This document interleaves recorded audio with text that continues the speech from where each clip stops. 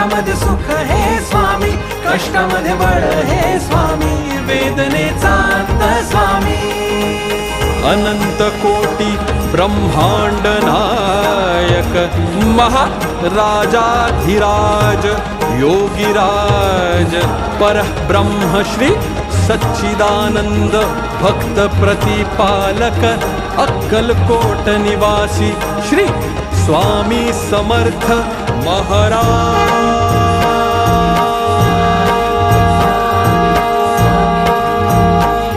की जय.